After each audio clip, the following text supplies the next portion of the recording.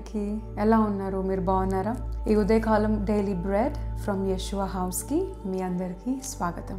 ఈ ఉదయకాలము దేవుడు మనల్ని సజీవ లెక్కలో ఉంచినందుకు, ఆయన కనికరం మనకి చూపించి మనల్ని తిరిగి లేపినందుకు ఒక్క క్షణము మనం కృతజ్ఞతాస్తుతులు చెల్లిద్దామా? యేసయ్యా, ఈరోజు ఉదయకాలం నన్ను కనికరించి నీ కృపను చూపించి సజీవ లెక్కలో ఉంచినందుకు నీకు స్తోత్రములయ్యా. ఈరోజు దేవుడు మనతో మాట్లాడబోతున్న చక్కటి వాక్యము యెషయా గ్రంథము 26వ అధ్యాయము 3 నుంచి 4 వరకు చదువుకుందాము. ఎవని మనస్సు నీ మీద అనుకొనునో వానిని నీవు పూర్ణ శాంతి గలవానిగా కాపాడుదువు. ఏలయనగా అతడు నీ అందు విశ్వాసముంచి ఉన్నాడు. యెహోవాయే నిత్యాశ్రయ దుర్గము, యుగ యుగములు యెహోవాను నమ్ముకొనుడి. ఆయన మాట్లాడుతున్నాడు మనతో. ఎప్పుడైతే మన మనసు యెహోవా మీద ఉండునో అప్పుడు మనము పూర్ణ శాంతి గల వారిగా మనం ఉంటామంట. దాని అర్థం ఏంటంటే, ఎప్పుడు కూడా మనము ఈ పర్సన్ కాంటాక్ట్ నా ఫోన్లో ఉంటే చాలు, ఈ పర్సన్కి నేను ఎప్పుడు ఫోన్ చేసినా ఖచ్చితంగా ఎత్తుతాడు, నాకు కష్టం వచ్చినప్పుడు 3 గంటలకి కూడా కాపాడే స్నేహితుడు ఈ ఫోన్ ఎత్తుతాడు, నా కష్ట సమయంలో నా స్నేహితులు నన్ను ఆదరిస్తారు అని ఎవరెవరి మీదో మనసు పెట్టుకొని, ఎవరెవరి మీదో ఆశపడి, ఎవరెవరో మనను ఓదారుస్తారు, ఆదరిస్తారు, మనల్ని కాపాడతారని ఎదురు చూస్తూ ఉన్నప్పుడు ఆ పర్సన్ మన కష్ట సమయంలో మనని విడిచిపెట్టినా, వాళ్ళు కావాలని విడిచిపెట్టకపోయినా, వారికి సమయము అనుకూలంగా లేనప్పుడు మనల్ని ఆదరించకపోయినా మనము బాధపడతాము. పూర్ణ శాంతి గల వారిగా మనం ఉండలేము.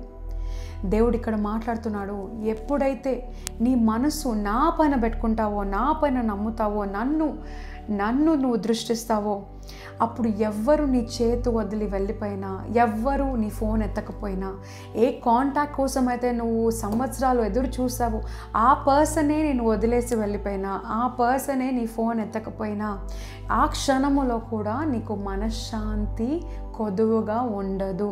మనశ్శాంతితో, పూర్ణ శాంతితో, ఆ కష్టాన్ని జయించే ఒక విశ్వాసముతో నువ్వు నమ్మకంతో నడుస్తావు. ఎందుకంట, ఎవని మనసు అయితే యెహోవా మీద దృష్టించునో అతను పూర్ణ శాంతి గలవానిగా ఉంటాడంట.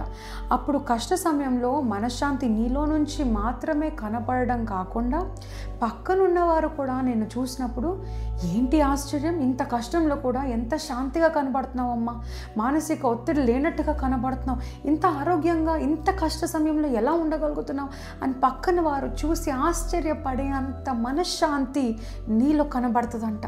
అది చూసినప్పుడు ఎవరైనా అలా అడిగినప్పుడు అప్పుడు చెప్పొచ్చు, యెహోవాయే నన్ను చూసే దేవుడు, యెహోవాని నమ్ముకున్నాను, నన్ను సిగ్గుపరచడు. ఆయన వాక్యంలో ఉంటుంది, నన్ను నమ్ముకున్న వారిని నేను సిగ్గుపరచను.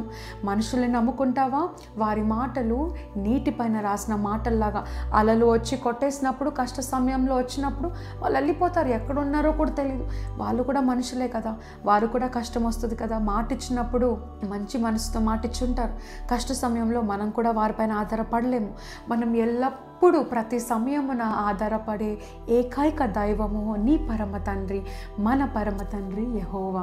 మన యేసయ్యని ఎప్పుడు అడిగినా నీకు జవాబిచ్చే దేవుడు, ఎప్పుడు మాట్లాడినా నీకు నెమ్మది కలిగించే దేవుడు. సో ఈ రోజు నుంచి మనం జ్ఞాపకం చేసుకుందామా, ఏ కాంటాక్ట్ నీకు ఉన్నాడా లేదా అన్నది కాదు.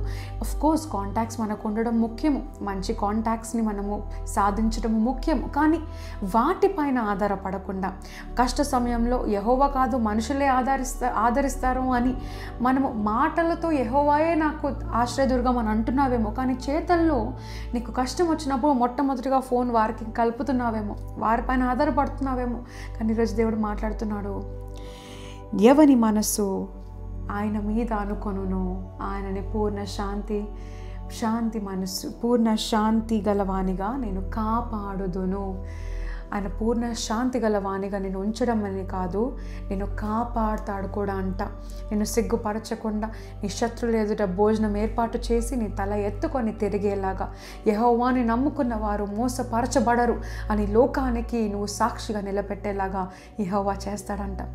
ఒక్క క్షణము మనము కళ్ళు మూసుకొని ఈ ఉదయకాలము ప్రార్థనతో మొదలు పెడదామా? ప్రార్థన. పరిశుద్ధ దేవా, నీకు స్తోత్రములయ.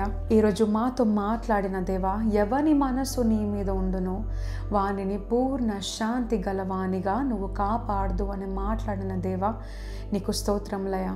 ఈరోజు మాకు నేర్పించావు, ఎవరిపైన ఆధారపడకుండా మొట్టమొదటిగా నీ వైపు నా మనసును దృష్టించి నీ వైపు నా హృదయాన్ని పెట్టి నీ వైపు మాత్రమే ఆధారపడుతూ మొట్టమొదటిగా నిన్ను చూసిన తర్వాత మిగతా అందరి మానవుల పైన నేను ఉండేటట్టు నాకు మనసును దయచేయమని అడుగుతున్నానయ్యా.